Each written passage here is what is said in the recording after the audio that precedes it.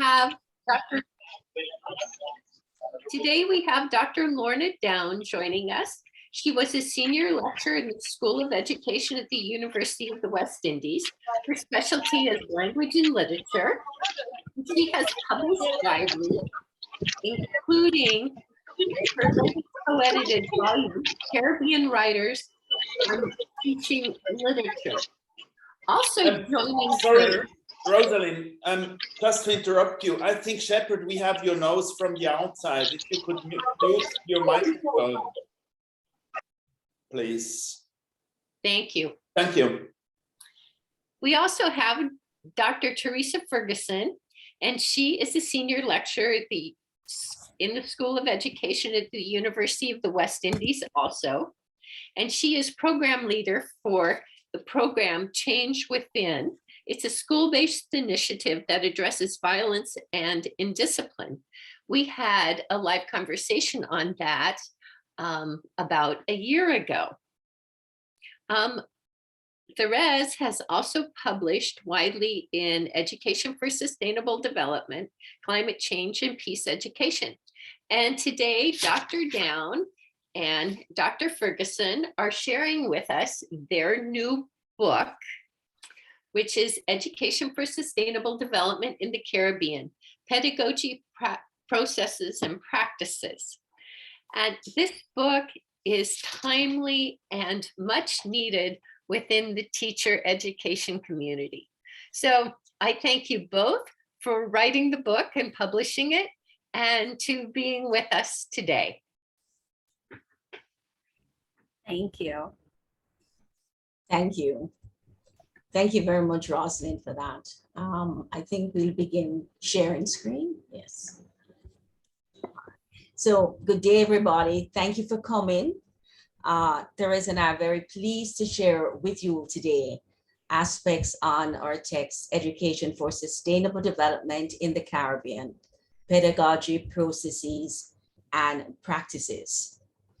We see our text as engaging with and in many of the rich textual interventions that we heard about at our last session, interventions for creating the kind of world that we want. And so to begin, we want to start off with some acknowledgements.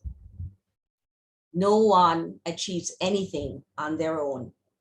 And we are grateful to several individuals for their help and their support in the writing and publication of this text. We will list a few at this time.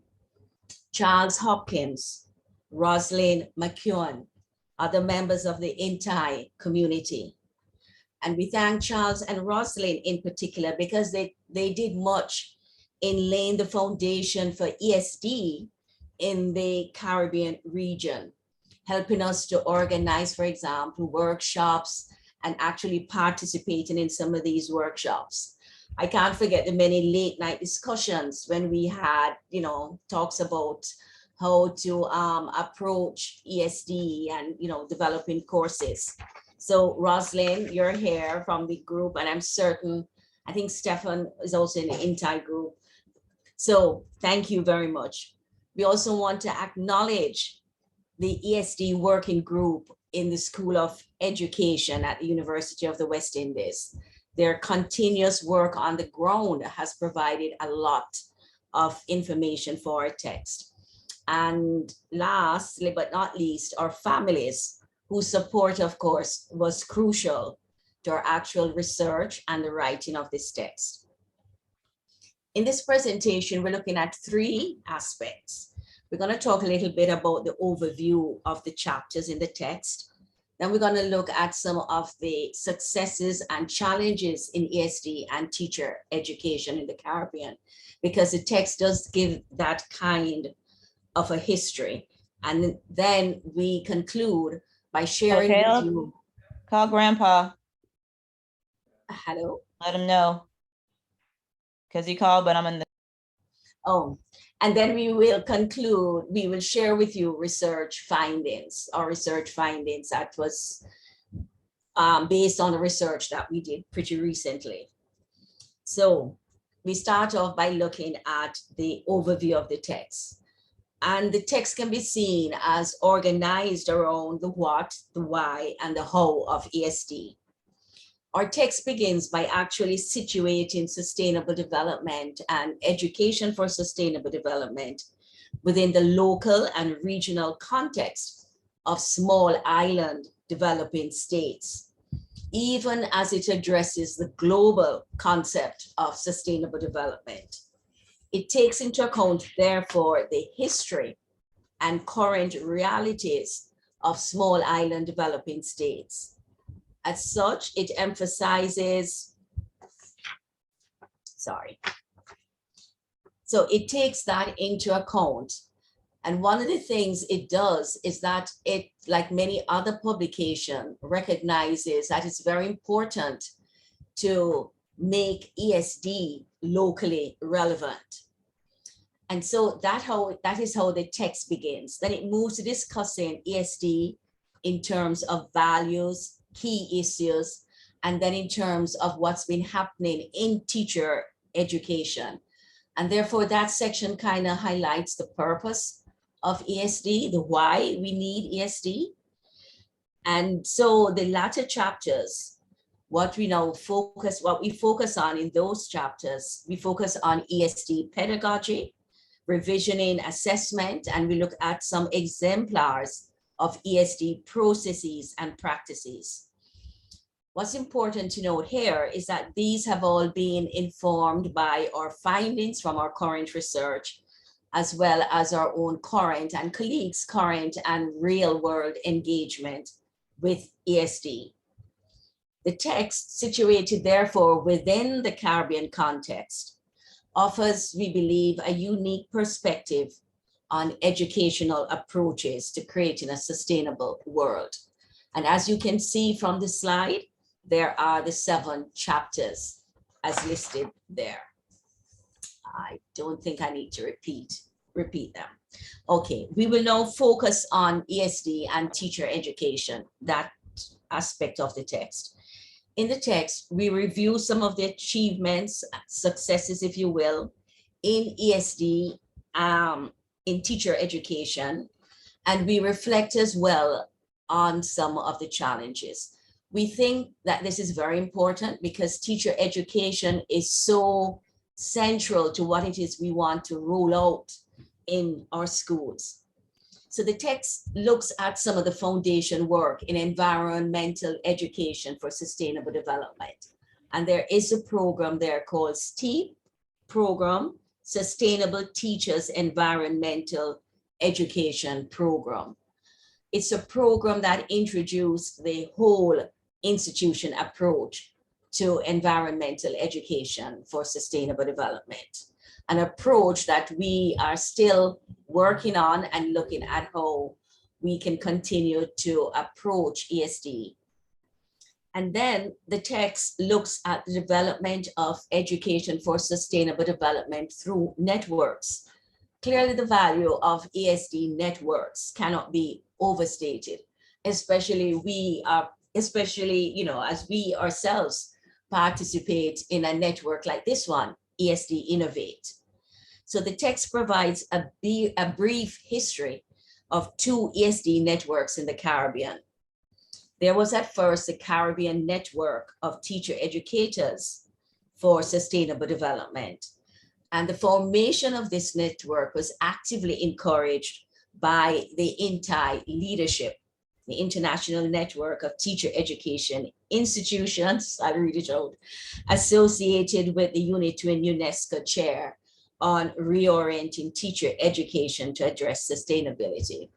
Rosalind, as part of the leadership, you will remember that that was one of the thrusts of the INTI community to establish regional networks. I don't know how many of them have lasted, but that's where we kind of really began with the thrust in ESD. And so the text captures that.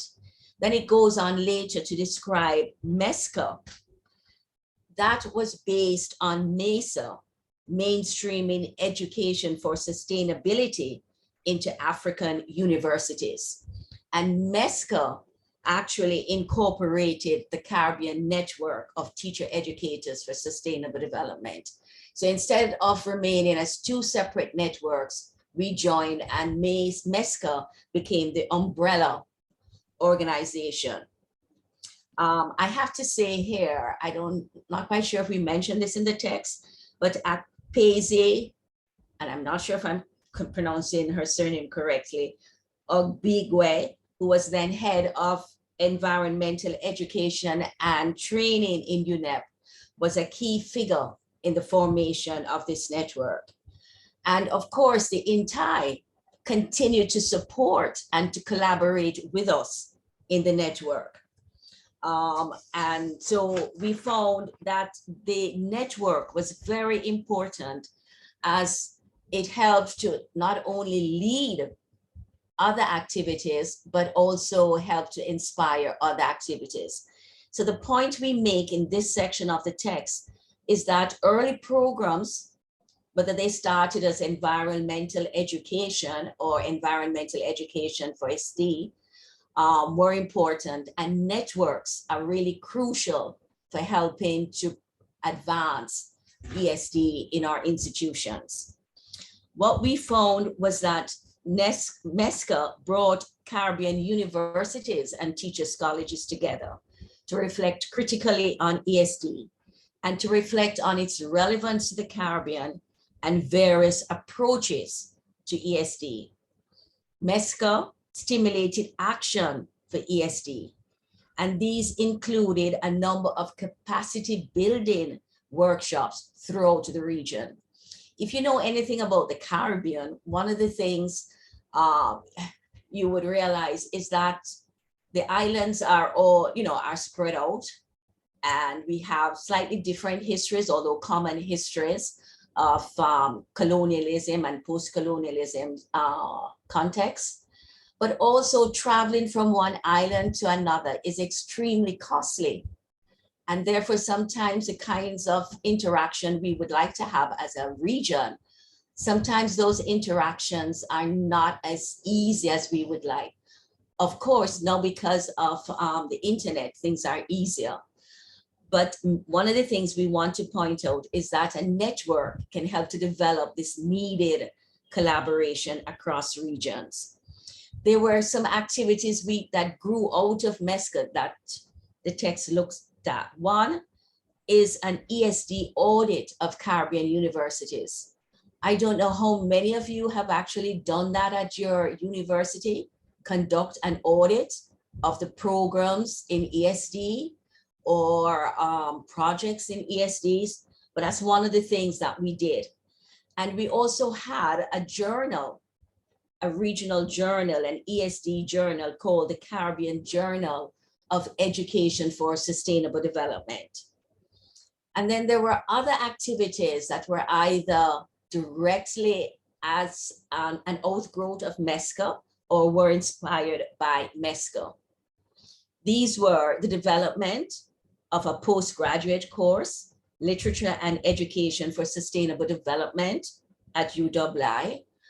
And in-time members, I remember in particular, Peter Higgins playing a lot of, giving a lot of help there. Then we had a core course in ESD in the teachers' colleges in Jamaica. We also had infusion of ESD into several postgraduate courses in education at the School of Education. Then we developed a master's in education in ESD, global citizenship and peace. And Therese has been key in this, and she is the actual program lead in that area. And then there was the formation of the ESD working group. And finally, there is ongoing research into ESD and teacher educators. So the text provides this kind of very important context, showing what foundations can help to promote the work. And so though the network like MESCA is currently, we like to think, frozen, waiting to be revived. It did a lot of good. It has done a lot of good. And the text shows us what can be achieved by being involved in a network. Of course, there are many challenges in teacher education in promoting ESD, and those challenges impacted MESCA. And I'm now going to hand over to Therese to ask her to discuss the challenges as well as the findings of our recent research. Thank you. So good morning again, colleagues. So in terms of ESD in the Caribbean, generally speaking, there has been a lot of progress made, as Lorna would have outlined. But despite this, there have still been a number of challenges, and we will focus specifically on challenges related to one of the networks that Lorna spoke to, MESCA. Now, MESCA no longer functions. I like the terminology that Lorna used, frozen, waiting for resuscitation. Despite its potential for engendering common understanding about sustainable development, as well as advancing the practice and research in ESD and teacher education. So some of the challenges have related to the involvement of central administration at the university level, the creation of linkages between the ESD work and policy at the ministerial and central administration level of universities and teachers' colleges.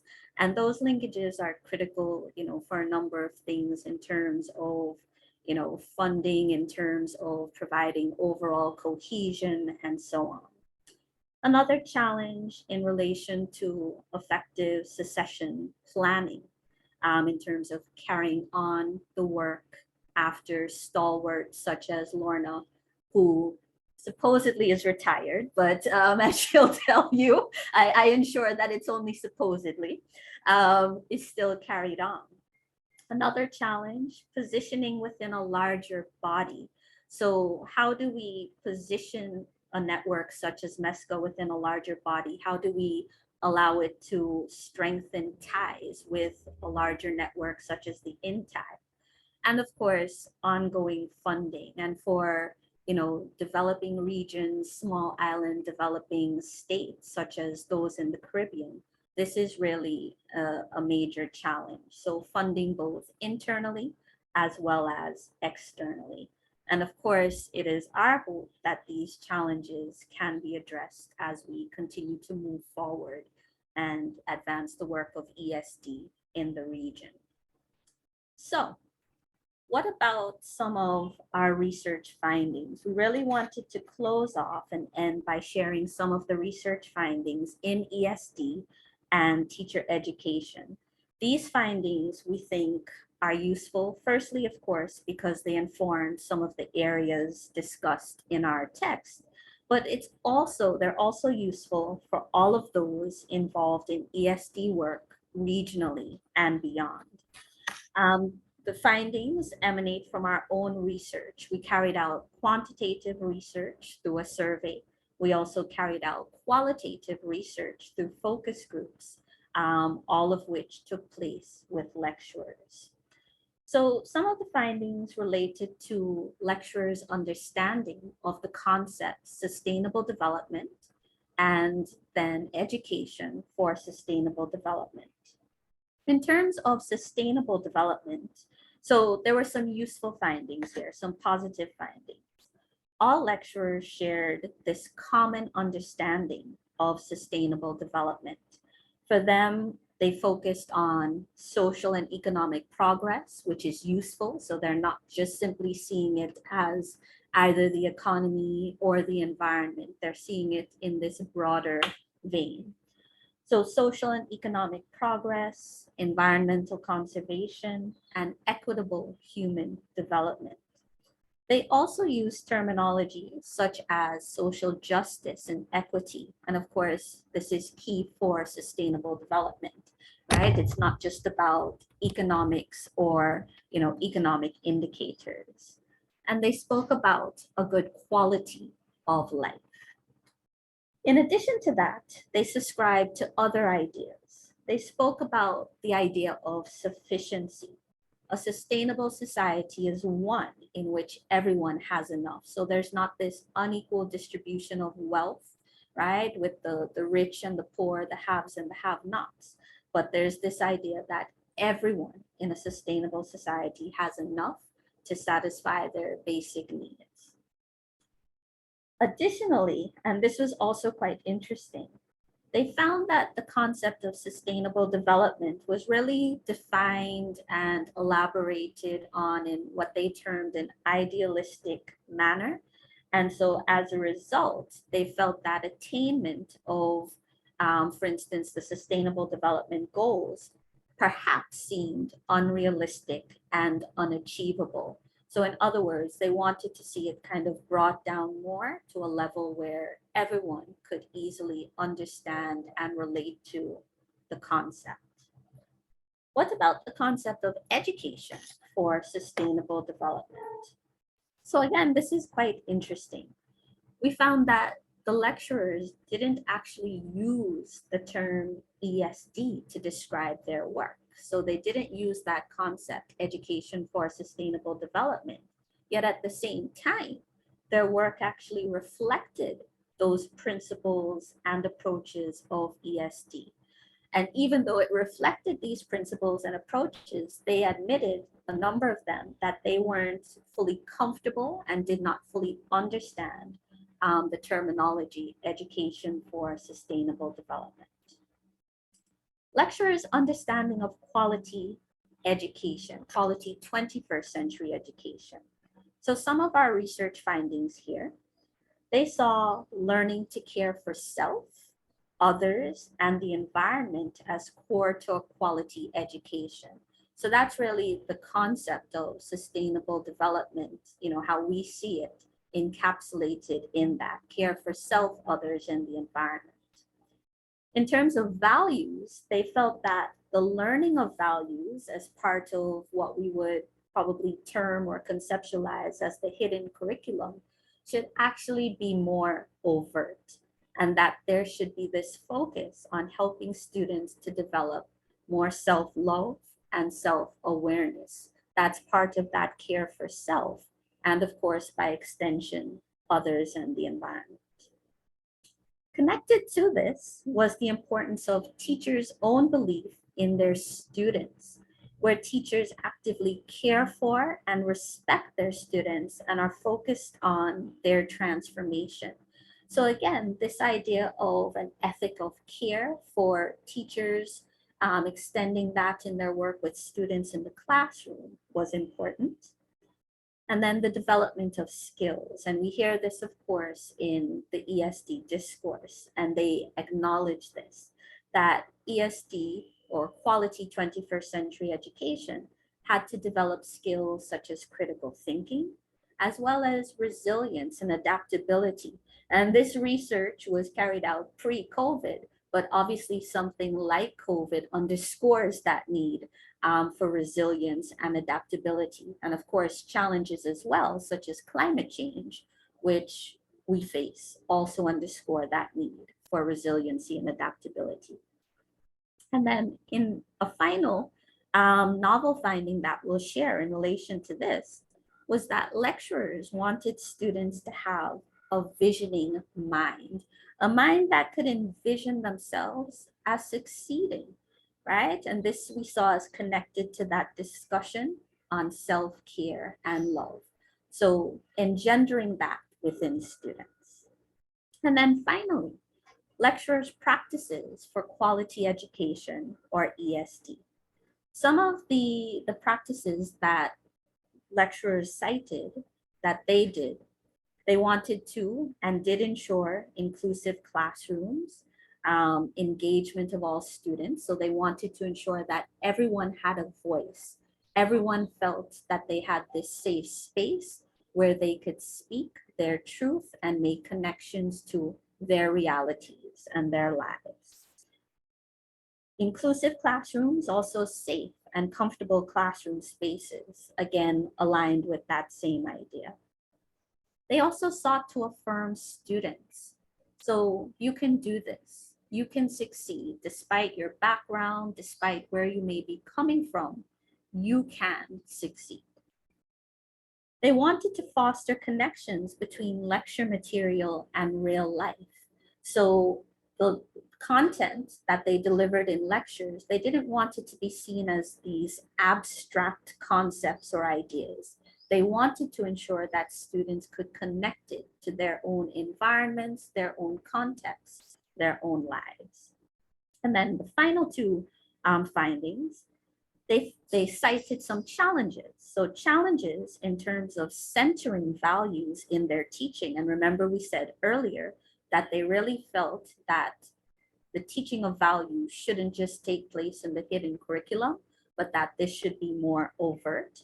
So they found that something that challenged them, and also challenges in understanding how to infuse ESD, because at that time there was no ESD program, no ESD courses as such. And so this had to be taught and delivered through infusion, but they weren't quite sure how to do this. So these findings have implications for curriculum development. They have implications for capacity building for lecturers, for instance, with respect to building their knowledge of ESD and their sense of self-efficacy in relation to infusing ESD. And they have challenges for the reorientation of teacher education for sustainability. And this is particularly important since teachers are critical agents with respect to classroom delivery of ESD, the modeling of ESD values and attitudes, and developing those sustainability competencies in students. So we wanted to share those, as we said, because they're not just relevant for those of us working in the Caribbean region, but they're relevant for all of us working in the area of ESD and teacher education. And so we'll stop there. And of course, we just have some information here on our text in case there's anyone interested in procuring a copy for themselves. So we will stop there for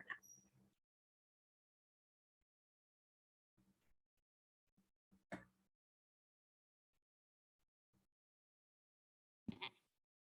Thank you so much for your wonderful presentation. Just the depth that you went into to gain insight into your colleagues' conceptions or perceptions of ESD, conceptions of ESD, and their practices was really remarkable. Thank you. I'm sure it gave you a lot of insight into working within the teacher education community and then within the schools. So for the participants, I would like to recommend that if you have questions, that you either raise your hand like this or go ahead and type your questions in the chat box. I do have a question that I would like to start with. And Therese, you mentioned that you found that lecturers and instructors did not feel the SDGs were attainable. Could you expand on that a little bit? Because that's something that I've sort of vaguely run across. And if you could give some deeper insight into that, I'd appreciate it. Do they think that the SDGs are not attainable for the world, or the SDGs were not approachable, attainable in their classrooms? So I don't necessarily think it was only restricted to their classrooms. I think, and perhaps for some of them as well, it wasn't that it was necessarily unattainable, but they felt that the ways in which the SDGs, I guess, were conceptualized, were promoted globally, the language, the targets, and so forth, it just made it feel a bit removed from their realities and something, you know, out there that was not easily attainable. I can probably add to that, taking it beyond the lecturers. So in some of the courses that I deliver with my students, and these are in-service teachers. So these are individuals in their classrooms and so forth. They've also expressed this idea that it seems kind of 15 years. Are we really able to achieve all of this? And they're starting within their context. So they're looking at, for instance, issues of violence in Jamaica. They're looking at other of these localized issues, but then they're also looking at what's taking place in the world, issues such as climate change. And so for them, achieving this just seems like an impossibility, right? It just seems large and out there. So there's that sort of sentiment, but I think what I try to do, at least from my level, is to encourage them, well, let's start where we are, right? Start with those changes in your classrooms, start with those changes in your community, because those can have the ripple effects that can make a difference. So I don't know if that is helpful in any way. Mhm. All right, from the chat, we have Aletha Cherry. She says, I would like to know what the development of skills and values outside of the curriculum should look like in this new normal. Almost seeing the end of COVID, but not quite. Seems to me this is an application question. How do we apply ESD to our very current and contemporary situation?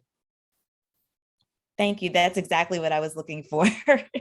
And my name is Aletha. Thank you so much for having this space for us this morning. But yes, thank you so much, Rosalind, for summarizing that reasoning. I think that I'll start off with the discussion with a response. Oh, and just to say, in terms of the earlier question, I want to point out that the lecturers recognized that the goals were stated in an aspirational form, yet even so, stated in the way they were stated did make them seem just too, as Therese explained, kind of unreachable. Okay, but back to Aletha's question. I think you'll find that the case studies and the exemplars that we actually describe and the approaches do indicate ways in which we can, through education, address some of those pressing issues that we face, issues of values, of peace, of inclusion. How do we do this? And the text does describe various activities that we have tried.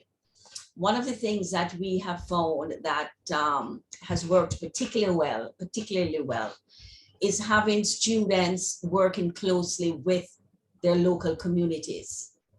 And so schooling and education do not remain textbook bound, but they see the communities as having information.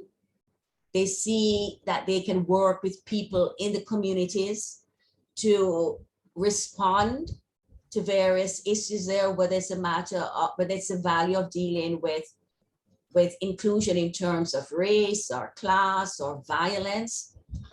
And they see they see themselves as having a space in institutions to research further the problems that are being noted in the community.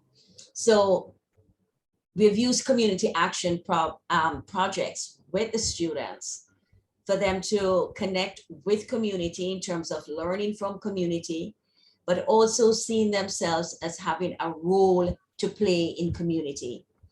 And whether it is being actively on the ground engaged or not, they also see research as being research on behalf of community.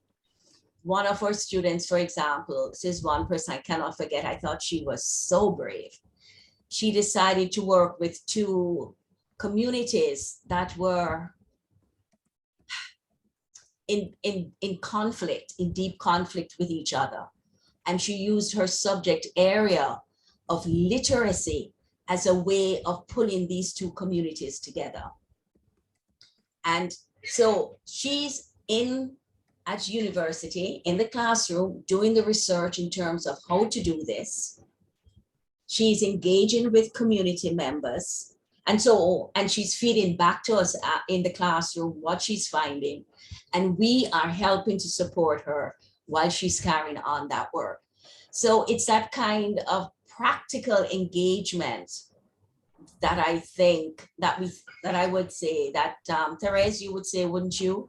These practical engagements which have helped our students to see that education can address some of those real nitty-gritty sustainability issues and can help us achieve the kinds of goals that we want.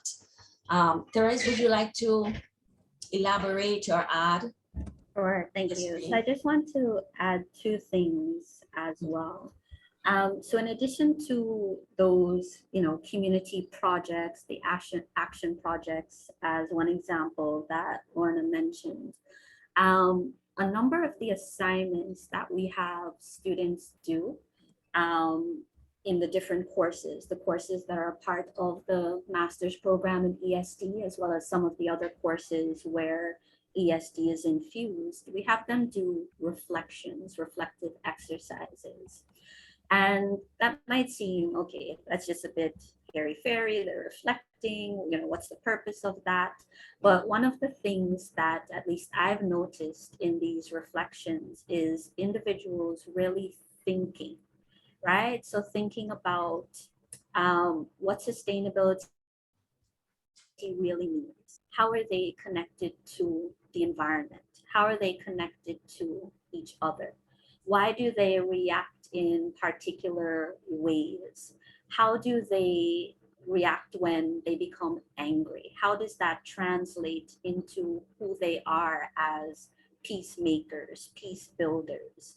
And so these are just things going across some of the courses, the violence prevention course, the changing school culture course, the ESD theories course, the climate change course. And these reflections actually force the students to think about it at a deeper level. And they question their values. Interestingly enough, I was actually going through some of the reflections yesterday from the climate change course, and they were interrogating, why am I, why do I have this car? Can I not carpool? Can I not perhaps ride a bicycle to work? Why am I making these choices as a consumer, these lifestyle choices, making these purchases? And all of that is causing them to interrogate and reflect on their values and attitudes, even outside of the curriculum. And these are educators for the most part. And they then make that leap, that extension to who they are as educators in the classroom. So I think that's a roundabout way of me trying to say that they reflect individually, they reflect on their own values, their own attitudes, their own beliefs, and then it actually translates into their classroom practice as well and who they try to be as educators in the classroom. The second thing that I wanted to share has to do with kind of that notion of the ethic of care as educators. So ESD for me, and I believe for Lorna as well, I don't want to speak with her, but I think I've worked long enough with her to know, is about this ethic of care and concern for others. And so you mentioned, Aletha, COVID, right? So within COVID, when we had this transition to online learning, for quite a large part of it, even though our students tried, they were just not mentally there. They were just not mentally focused. And so there could have been, all right, it's about examinations, it's about assignments, we have to get them to this point, they have to pass, that's it. But a number of us, I'm speaking of myself and speaking of colleagues in the ESD working group and some of those outside of the working group, we recognized that we had to take time out. It couldn't just be about delivering the course and the course material. We had to make space for them to speak, to express their fears, their anxieties, the fact that some of them were getting sick, some of their loved ones were getting sick. And so that ethic of care is that modeling of values. And then some of them shared that they translated that into their classroom practice as well. So I hope those responses helped also in terms of moving beyond the curriculum. I felt like I just rambled on there. I apologize. No, and I appreciate both of you. I'm a visual person, so I'm taking notes while you two speak, and it does make a lot of sense because we realize that that space is needed and that reflection piece is needed. So I thank both of you for your information.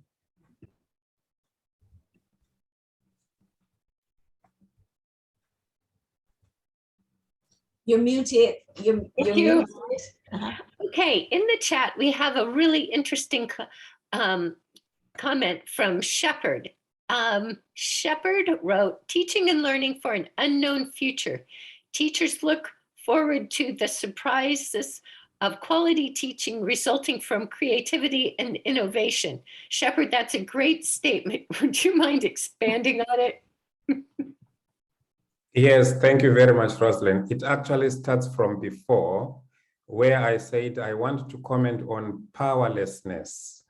Earlier on, you did ask a question on why do teachers think we cannot achieve the Sustainable Development Goals. For me, I see powerlessness. One problem that we have with Sustainable Development Goals is, of course, when we say by 2030, this by 2030.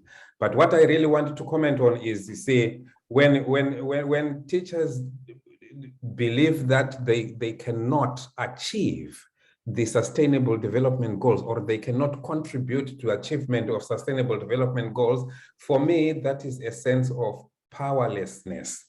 So the question is, we have as teachers, if we are not going to prepare young people for a future that is relevant to them, we probably shouldn't be teaching them. We should only be confident in teaching teachers and teaching students when we know that we are preparing them for an uncertain future, so that when we know that when we place them into the future, they can survive and contribute and live and take life beyond. And having said that, what I really want to say is, yes, it is scary sometimes for people to look at the Sustainable Development Goals if you don't domesticate them to your local conditions. If the Sustainable Development Goals remain at UNESCO, at UN, at UNDP, etc., they will be very far-fetched from where we are. What we have discovered when we're doing teacher training at Swedest with colleagues in Southern Africa is that if we start by looking at the context around you, the small things that are around you, and try to address that through teaching and learning, and then from there on it grows, because also sometimes we are too much in a rush to see action being exemplified in the community, etc., etc. Yes, that is good, but we must not forget our role as teachers, because when we are teachers, we are not the municipality, we are not the economy, we are not the Ministry of Foreign Affairs, we are teachers. Our task is such that the thinking, critical thinking and innovation, we are able to instill the kind of thinking that will help our students or future young people, teachers, to believe and act in a situation which we don't know now. That's our job. If we are able to create a student who is able to think in a different way, thinking differently from us because we are part of the problem, if they can think and act in a way that is different from us, we have done our job.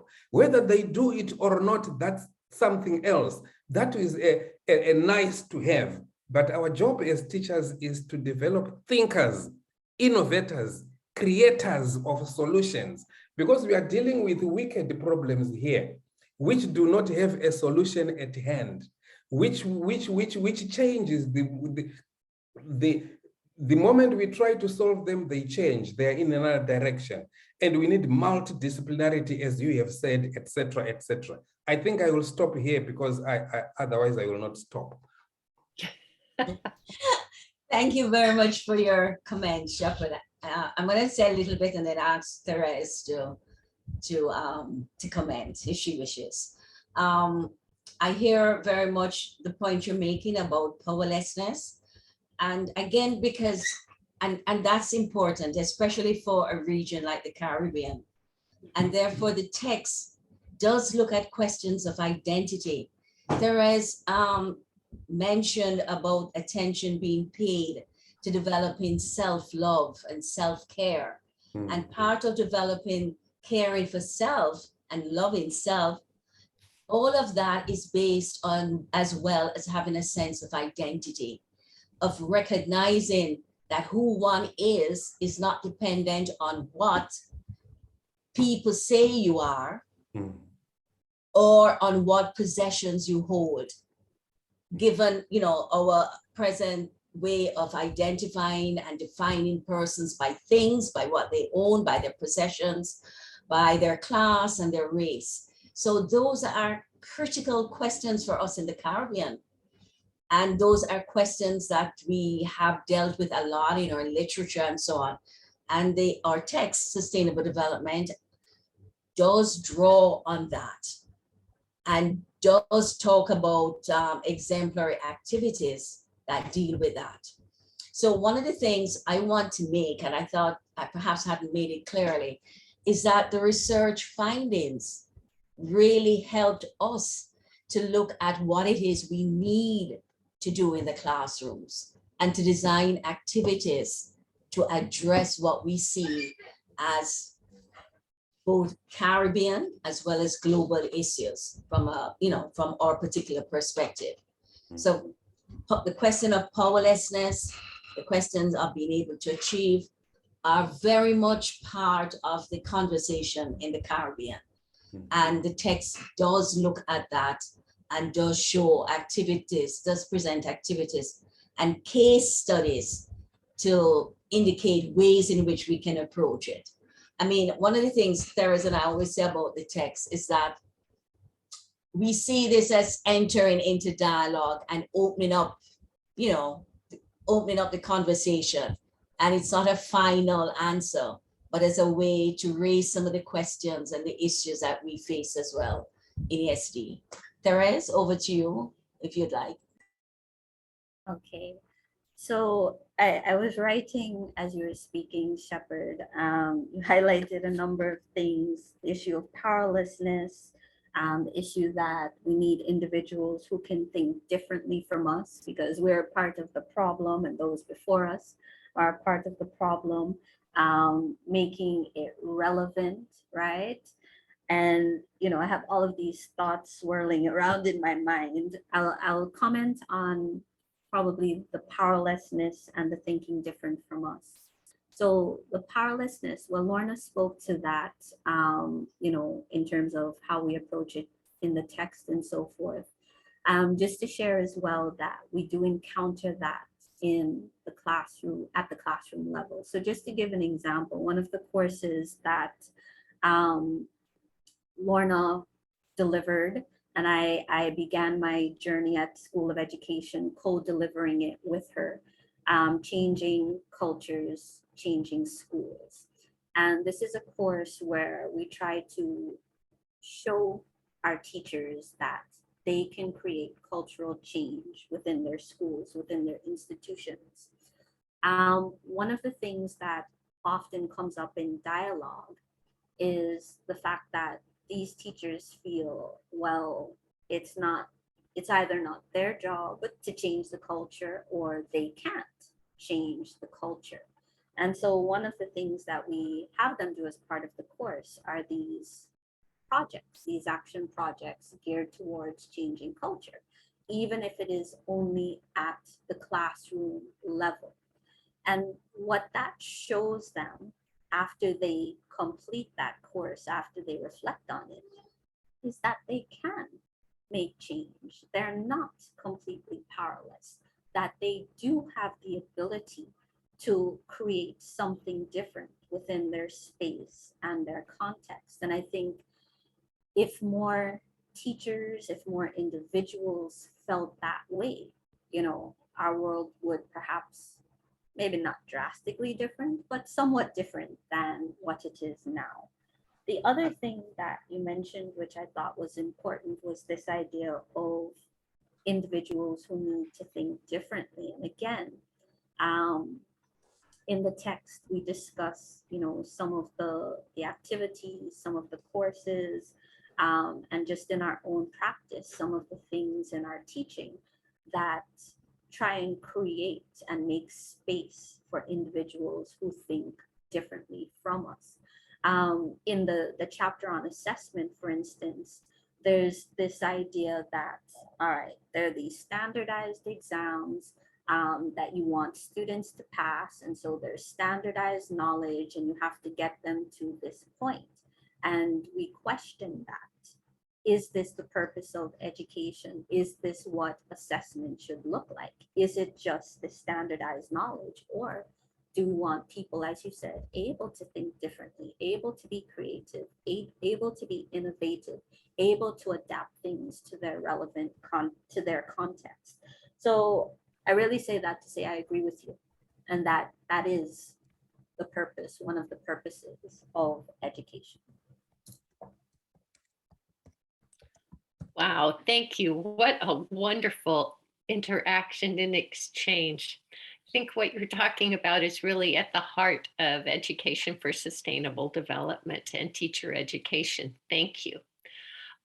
Building on what was just discussed, Ibidani Osundari talks about, in her comment, talks about underrepresented students. And I think this tags on to this idea of like powerlessness and identity. And I know that Ibidani works at a school for the deaf. So are you making the bridge between special needs students like the students that you're working with? And please go ahead and explain for me. Ibidani,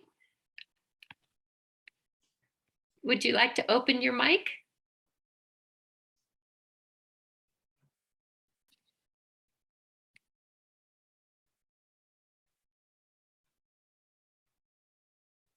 Yes. Stefan, can you open Ibidani's mic?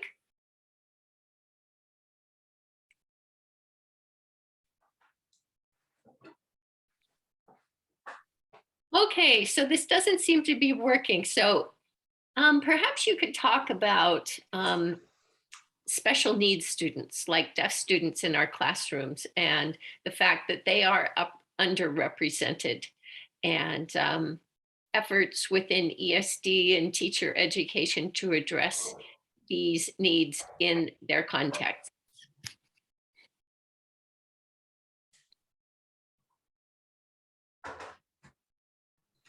Lorna, do you want to take that? Sorry, I thought you were waiting on Ibidani to say something. No, well, we haven't been able to get Ibidani's mic open. Oh, okay, all right. Therese, would you like to speak to that? I'm not sure that I have the expertise to speak to that. What I will say is that there is a thrust in Jamaica, I believe in other schools in the region, to speak to and to enhance inclusivity in classrooms, in education. So I know that there is that focus and that recognition. You referenced a previous live conversation that we had on the Change from Within program. One of the schools that we work with in that program is a special needs school. It has both students with different sorts of disabilities as well as students without disabilities. And we know, for instance, that they've had challenges in terms of how do they cater for students with disabilities in some of these standardized exams and so on. So just like with ESD in general, even though there's progress and there's headway with that, there are still challenges that remain in terms of that. In terms of underrepresentation in general, you know, students from poor backgrounds, students from inner city communities, and so on. Again, that's one of the focal areas of the change from within program, which we speak to in the text as one of those exemplars of ESD. So we do recognize that, and in our own kind of practices and work, we do try to address that. But definitely more does need to be done. I don't know if you wanted to add anything. You have addressed caring and respect being very important within the classroom. Do you have some seminal publications on this that you can point us to? One thing that I really like about our particular community of practice here is that we pass on the best resources for one another to read. So do you have a good resource on respect and caring in the classroom or the teacher education classroom or education in general? I found the Noddings text extremely helpful in that regard. Okay. You're familiar with that one, aren't you, Rosalind? I believe Nell Noddings is who Nell you're referring Noddings, to. yes. Yeah. Okay. Yeah. And I think in some of the papers we've done on change from within, where we speak about care and respect, and also there is an article about beginning teachers. So what we can do is add that to the CN page. Thank you for that. Never thought of that. Okay, and I have a comment here from Stefan Yes. Scott, who was on last month. So Stefan, I'm going to give you the floor here to talk about scope and refocus of the curriculum and how glad you are to have other authors writing about the same thing you are. Thank you very much. I don't know if I need the stage. Have I unmuted myself? Yes, I have. I'm just aware that certainly in the UK and England in particular, that I feel we're sort of fighting a rearguard action, and getting sustainability meaningfully into the curriculum is really difficult. The Department for Education here has just come up with a strategy linked to COP26 called Climate Change and Sustainability Education, but it's very much sort of feels that it's tinkering at the edges, and the real dynamo, for better or worse, and I do think it is for worse, is the Ofsted regime that we have in the UK, which is a compliance regime that works according to a whole set of criteria which don't respect sustainability. And I just wonder whether in the Caribbean you see things are a little bit more encouraging than that.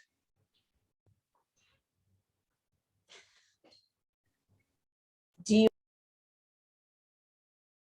want to go first, Therese? Oh, I'm afraid to go first. It's not a challenge. Perhaps I'll go first, and then you can close it off with possibly a more positive note. I don't want to sound negative.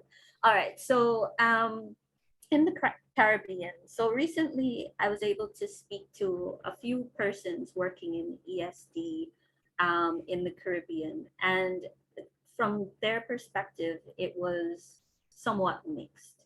So they noted progress with respect to sustainability. They noted it, for instance, in the discourse, the governmental discourse, even the education discourse and so forth, with respect to how that translates into the curriculum, into the classroom, and so on, that was a bit more mixed. So there's acknowledgement, there's recognition in terms of that policy level, education level discourse, but they did find it to be mixed in terms of what is actually taking place in the classroom level, what is filtering into the curriculum. Even some research that colleagues and I have done with respect to, you mentioned climate change, with respect to sustainability in general, we found it mixed. So we found that there were elements integrated into the curriculum, but we also found that much more could be done. Here in Jamaica, so this is interesting. And this is something that I have to investigate further myself. So I'm saying this very cautiously. We had a recent education report released looking at education in Jamaica at all levels. And at first glance, when you look through the report, you don't really see education for sustainable development as a key issue mentioned at all in that review of the education system. However, I've only looked at parts of the report. I've not seen it in the parts that I've looked at, but I have dedicated the summer. I want to go through it in more detail. So that's why I was saying, for me, it's a bit mixed. Perhaps Lorna will say something a bit more positive in terms of what she has seen. I would like to think, Stephen, that though the term may not be used, that the actual practice of ESD is there.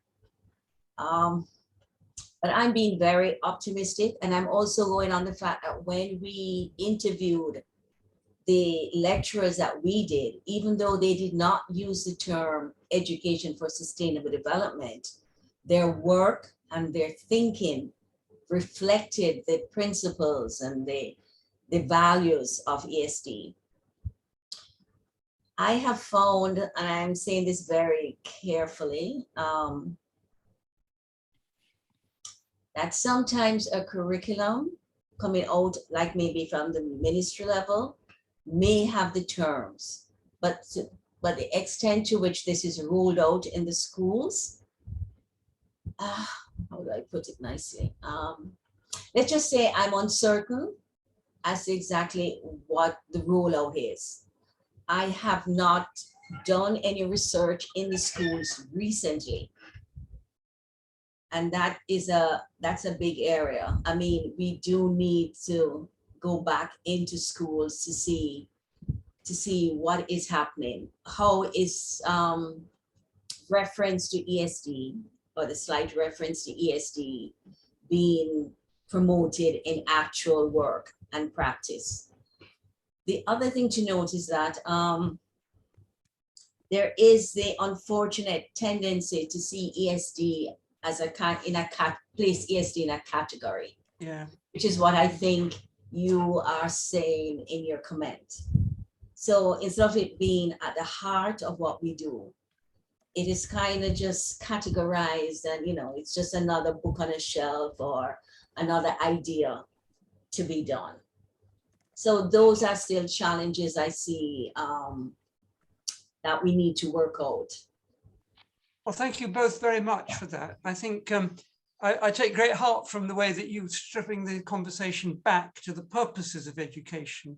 And once you do that, and the teachers who are teaching it are really committed to a deep sense of purpose, then ESD is going to be there and pervade the curriculum, whatever the regulations have got to say. So I think that's a really encouraging response. Thank you so much. All right. Well, thank you very much. This was an encouraging conversation. I loved its depth and I've loved its encouragement. So I thank you all for participating. And I look forward to seeing you next month on our next live conversation when Chesepo Makuku will be talking about community involvement in schooling, like through the art regional centers of expertise, the RCEs. So I hope that you'll join us in about a month. And thank you so much for joining us today. Have a good week. Bye-bye. Thank you, colleagues. Take care. Thank you, speakers.